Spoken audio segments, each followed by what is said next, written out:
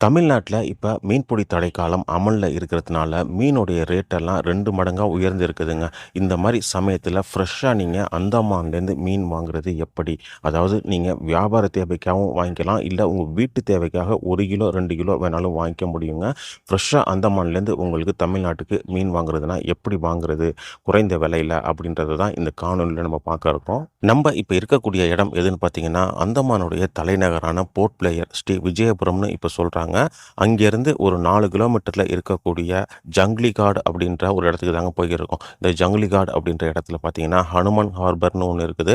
அங்கே தான் அந்தமானுடைய முக்கியமான மீன்பிடி துறைமுகம் இருக்குது. அந்த துறைமுகத்த தான் நம்ம இப்ப பார்க்க போயிட்டுருக்கோம். குறிப்பா முன்னாடியே ஒண்ணு சொல்லிக்கிறேங்க. இந்த வீடியோ அப்படின்றது யாரையும் ப்ரமோஷன் பண்றதுக்காக எடுக்கப்பட்ட வீடியோ கிடையாதுங்க. நான் அந்தமான் போனப்ப நான் நேரடியா பார்த்த காட்சிகள். அந்தமான்லேருந்து தமிழ்நாட்டுக்கு ஃப்ரெஷ்ஷா மீன் வாங்க முடியும் அப்படின்றத பார்க்குறப்ப உண்மையிலே எனக்கு ஆச்சரியமா இருந்துச்சு. அந்த தகவல தான் உங்கள்ட்ட நான் பகிர்ந்துக்கிறேன்.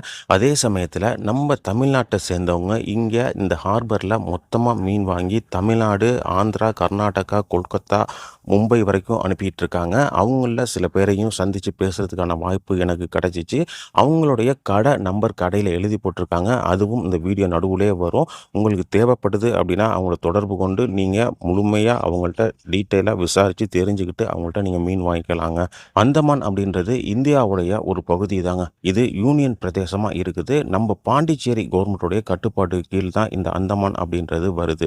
இது இந்தியாவுடைய நிலப்பரப்புலேருந்து ரொம்ப தொலைதூரத்துல இருக்குதுங்க. அதாவது 1750 நாட்டிகள் மைலுக்கு தொலைவுல இந்த அந்தமான் தீவு பகுதி அமைஞ்சிருக்கு. சொல்லப்போனா இங்க அந்தமான்லேருந்து இந்தோனேஷியா அப்படின்றது வெறும் 70 கிலோமீட்டர் தாங்க. இந்த அந்தமான் தீவை சுத்தி பார்த்தீங்கன்னா, உங்களுக்கு செழிப்பான பவள பாறைகள் நிறைந்த பகுதியா இருக்குதுங்க. அதனால இந்த பவள பாறைகளுக்கு நடுவுல வளரக்கூடிய மீன் பார்த்தீங்கன்னா, ரொம்ப செழிச்சு வளரக்கூடியது, ரொம்ப ருசியா இருக்கக்கூடிய மீன்கள் இங்க அதிகமா கிடைக்குங்க. இங்க பல தீவுகள் இருக்குதுங்க. பல தீவுகள்ல மக்கள் வாழ்றாங்க. இருந்தாலும் அங்கெல்லாம் பிடிக்கக்கூடிய மீன்கள் பார்த்தீங்கன்னா, அந்த தீவுல இருக்கக்கூடிய மக்களுக்கு என்ன தேவையோ அந்த மீன்கள மட்டும் தான் பிடிப்பாங்க. மத்தபடி வெளி வியாபாரத்துக்காக அங்கே உள்ளவங்க பிடிக்க மாட்டாங்க. ஏன்னா, அங்கேருந்து போர்ட் பிளேயருக்கு கொண்டு வர்றது அப்படின்றது ரொம்ப கஷ்டம். அதனால இந்த நம்ம இப்ப பார்க்குறோம்ல ஜங்கிலி காட்ல இருக்கக்கூடிய இந்த அனுமன் ஹார்பர், இந்த ஹார்பர்ல பிடிக்கக்கூடிய மீன்கள் மட்டும் தான் பார்த்தீங்கன்னா, வெளியில அதாவது தமிழ்நாட்டுக்கோ, இல்ல கர்நாடகாவுக்கோ, மும்பைக்கோ அனுப்புறாங்கன்னா, அது இந்த ஹார்பர்ல பிடிக்கக்கூடிய மீன்கள் மட்டும் தான் வரும். மத்த எந்த தீவுலயும் பிடிக்கிற மீன உங்களால அனுப்ப முடியாது. ஏன்னா, இங்க கொண்டு வரதுக்கு வாய்ப்பு கிடையாது அத ஃப்ரெஷ்ஷாவே. அதே மாரி இந்த ஹார்பர்ல வரக்கூடிய மீன், அதாவது நம்ப தமிழ்நாட்டுல கூட மீன் பிடிக்கிறவங்க போயிட்டு 15 நாள் கடல்ல தங்கி மீன் பிடிச்சிட்டு வருவாங்க. அந்த மாரி கடல்ல தங்கி மீன் பிடிக்கிறவங்க இங்க யாரும் கிடையாதுங்க. மொத நாள் போனாங்கன்னா, மறுநாள் வந்துருவாங்க. அதனால எல்லா மீனுமே ஃப்ரெஷ்ஷா தான் வந்து சேரும்.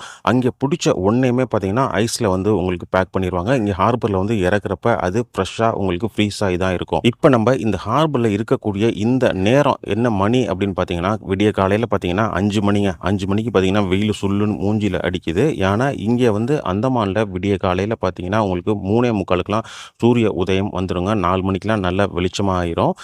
நம்ப ஊர்ல 5 மணிக்கு தானே ஹார்பருக்கு வருவாங்க. அந்த மாரி கணக்கு பண்ணி நான் போனேன். நான் போறப்ப முக்காவாசி வியாபாரம் எல்லாமே முடிஞ்சு, கொஞ்சம் பேர் தான் வியாபாரிகள் இங்க இருந்தாங்க.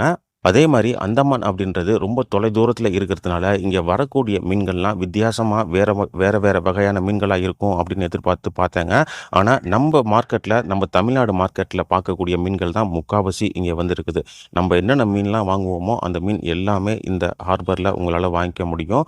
இறாலு, நண்டு, பாறை மீனு, சங்கரா, பன்னா அப்படின்னு எல்லா வகையான மீன்களுமே இங்க கிடைக்குதுங்க. இங்க பாருங்க போட்லேருந்து இறக்கிக்கிட்டு இருக்காங்க. ஃப்ரெஷ்ஷா, கிளீனா, சுத்தமான தண்ணீல கழுவி கழுவி இறக்கிக்கிட்டு இருக்காங்க. உங்களுக்கு பார்த்தாலே தெரியும் மீனெல்லாம் எவ்வளோ ஃப்ரெஷ்ஷா இருக்குதுன்ட்டு. இங்க மீன் பிடிக்கக்கூடியவங்க யாரு அப்படின்னு பார்த்தீங்கன்னா, நம்ம தமிழ்நாட்டை சேர்ந்தவங்க, ஆந்திராவை சேர்ந்தவங்க. இவங்க தாங்க 90% இவங்க தான் மீன் பிடிக்கிறாங்க. இப்போ உங்களுக்கு முன்னாடி நம்ப ஊர்ல பார்க்கக்கூடிய லாஞ்சுன்னு சொல்லுவாங்க. மீன் பிடிக்க போகக்கூடிய படகுகள். இது எல்லாமே நம்ப ஊர் படகுகள். நம்ப ஊர் ஸ்டைல்லயே, தமிழ்நாடு ஸ்டைல்லயே இருக்கும்.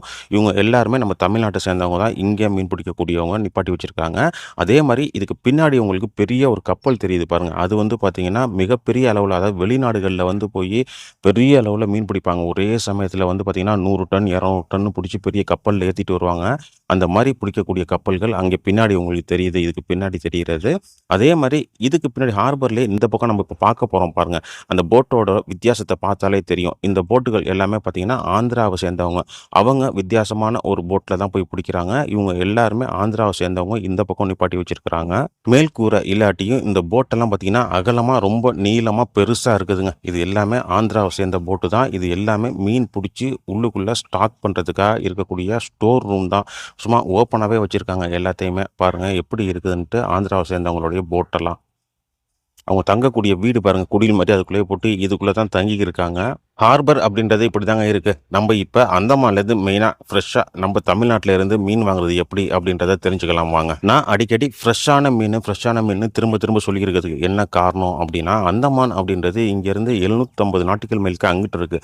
அங்கேருந்து நம்ம தமிழ்நாட்டில் எப்படி ஃப்ரெஷ்ஷாக வாங்க முடியும்? நம்ம ஊரில் பிடிக்கக்கூடிய மீன்களையே நம்மளால் ஃப்ரெஷ்ஷாக வாங்க முடியாதப்ப அந்தமானில் பிடிக்கக்கூடிய மீன் நம்மளுக்கு எப்படி ஃப்ரெஷ்ஷாக கிடைக்கும் அப்படின்னு கேட்டிங்கன்னா, உண்மையிலேயே உங்களால் வாங்கிக்க முடியும். ஏன்னா இங்கே காலையில் இப்போ 5 மணிக்கு பார்க்குறீங்கல்ல, இந்த மீன் வந்து உங்களுக்கு சென்னையில் 10 மணிக்கு வாங்கிக்க முடியுங்க ஃப்ரெஷ்ஷாக. அதே மாதிரி அந்தமான்லேருந்து நீங்கள் வாங்குறீங்க அப்படின்னா, இங்கேருந்து ஃப்ளைட்டில் வருது அப்படின்னா ஃப்ளைட் சார்ஜ் வேறு ஆகுமே, அதுக்கு வேறு செலவு கூட ஆகுமேன்னு நினைப்பீங்க. அப்படிலாம் கிடையாது. இங்கே மீனோட ரேட்டு வந்து ரொம்பவே கம்மி நம்ம ஊரில். ஏன்னா இங்கே வியாபாரம் பண்ணுறவங்க தொடர்ந்து நம்ம தமிழ்நாட்டுக்கோ மும்பைக்கோ அனுப்புறதுனால நம்ம ஊரில் என்ன மார்க்கெட்டு அப்படின்றது இவங்களுக்கு நம்மளோட தெளிவாக தெரியும். அதனால அங்கே உள்ள மார்க்கெட் ரேட்டை விட இங்கே ரேட்டு இவங்க கம்மியாக தான் வாங்குவாங்க. அதே மாதிரி ஃப்ளைட்டில் வருது அப்படின்னா அந்த ஃப்ளைட் சார்ஜஸையும் கம்மி பண்ணி தான் வாங்குவாங்க. நம்ம ஊரில் நீங்கள் மீன் வாங்குறத விட இங்கேருந்து வரக்கூடிய மீன் உங்களுக்கு கம்மியான ரேட்டில் ஃப்ரெஷ்ஷாக கிடைக்கும். ஏன்னா காலையில் 8 மணிக்கு இங்கே பேக் பண்ணாங்கன்னா 10 மணிக்கு நீங்கள் மீனை வாங்கிக்கலாம். அதே மாதிரி இங்கே மீன்களை பேக் பண்ணக்கூடிய முறை எப்படின்னு பார்த்தீங்கன்னா, இப்போ நம்ம ஊர்லலாம் மீனை வந்து இந்த மாதிரி பாக்ஸில் பேக் பண்ணுறாங்கன்னா மீனை போடுவாங்க, அதுக்கு மேலே ஐஸ் போடுவாங்க, அதுக்கப்புறம் மீன் போடுவாங்க, அதுக்கு மேலே ஐஸ் போடுவாங்க, அப்படி தான் பேக் பண்ணுவாங்க. ஆனால் இங்கே வந்து பார்த்திங்கன்னா ஐஸ் போட மாட்டாங்க. மீனை மட்டும் எடை வச்சு அந்த மீனோட எடை மட்டும்தான் அதில் இருக்கும். அது தவிர எக்ஸ்ட்ராவாக உங்களுக்கு தண்ணியோ ஐஸோ அந்த மாதிரி கலந்து இருக்காது. ஐஸ் போடாமல் பேக் பண்ணக்கூடிய மீன் கெட்டு போயிடாதா அப்படின்னு சொல்லி கேட்பீங்க.